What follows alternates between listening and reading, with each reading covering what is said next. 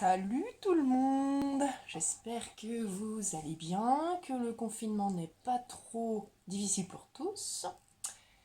Eh bien j'en profite pour faire une petite vidéo, parce que j'ai beaucoup de temps, sur la correction du PowerPoint que je vous ai envoyé, l'analyse d'un tableau. Je vous rappelle donc que les 5 natures de l'image sont le tableau, la photo, le dessin, la caricature et la publicité. Et je vous ai donné hier comme travail analyser deux logos, celui de la marque Toys R Us et celui de la marque Les Mousquetaires, Intermarché.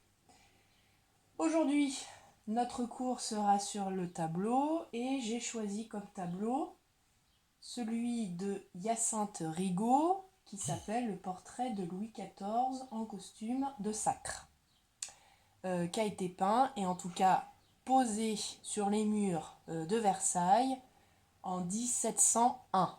On est bien d'accord qu'un tableau, ce n'est pas du tout comme une photo, il n'y a rien d'instantané, il faut du temps pour réaliser un tableau. En tout cas ici, Hyacinthe Rigaud a mis jusqu'à 1 an et demi pour le réaliser.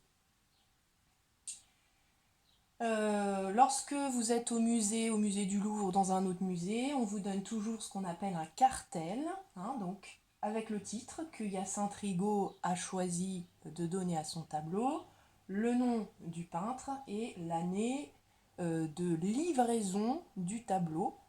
C'est pas l'année où on a commencé à le peindre, c'est l'année de livraison du tableau. Alors j'avais 3 questions à vous poser, même 4. Et on va en faire la correction maintenant. La première, quel est le contexte historique en France au moment de la réception de ce tableau à Versailles? Donc le contexte historique, je vous ai donné la définition, l'ensemble des circonstances dans un pays dans lequel se produit un fait.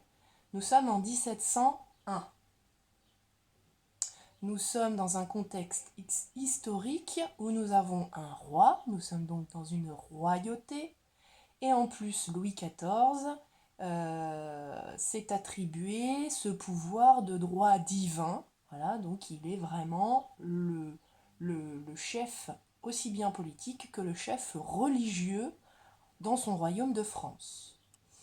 Louis XIV, je pense que vous avez soupé de son histoire. C'est un roi qui a beaucoup gouverné en France, c'est le deuxième après Louis XV, ou peut-être le premier, enfin c'est un des deux en tout cas.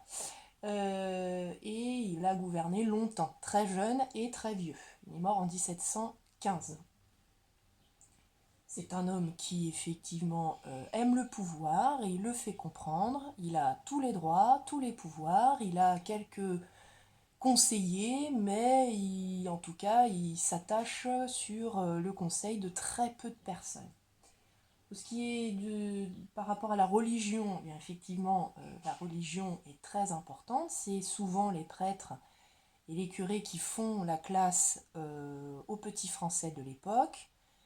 Et la population est très peu lettrée. Ce qui veut dire qu'on s'attache énormément à l'icône, l'iconographie, c'est-à-dire les tableaux, les dessins que pouvaient faire les prêtres et les curés. Et donc c'est ce qu'on peut voir dans les églises, et voilà, dans les chapelles. Et puis les habitats, on est vraiment dans une France qui est pauvre, avec le tiers-état. On a une émergence de bourgeois, c'est-à-dire ce sont des tiers-états riches. Et on a les nobles qui, eux, ont une particule, donc ils ont un rapport avec la famille royale. Voilà le contexte historique. On a davantage de personnes dans le tiers-état, et des gens qui sont pauvres, beaucoup de paysans, très peu lettrés, on croit beaucoup dans la religion, et du coup, si on croit beaucoup en la religion, on croit beaucoup en son chef d'État, son chef de la religion, qui est Louis XIV. Louis XIV a donc besoin de montrer et d'affirmer sa personnalité divine, finalement. Voilà. Et c'est pour ça qu'on a des tableaux de ce style-là. Et cela nous conduit à la diapositive suivante qui est quelles sont les couleurs dominantes et ces couleurs sont-elles associées à une signification. Les couleurs dominantes sont le blanc qui attire notre regard sur le personnage principal, le bleu qui est plutôt transversal de la gauche vers la droite, et ensuite entouré de couleurs plutôt ocre dans les orange, jaune et puis ce rouge, ce manteau rouge qui nous fait penser à ce rideau qu'on peut trouver au théâtre. Voilà, bleu, blanc, rouge, on n'est pas du tout encore sur le drapeau de la France tel qu'on le connaît aujourd'hui, puisque c'est arrivé bien plus tard. Mais déjà, on voit émettre, en tout cas, on voit une émergence de 3 couleurs, le bleu, le blanc et le rouge.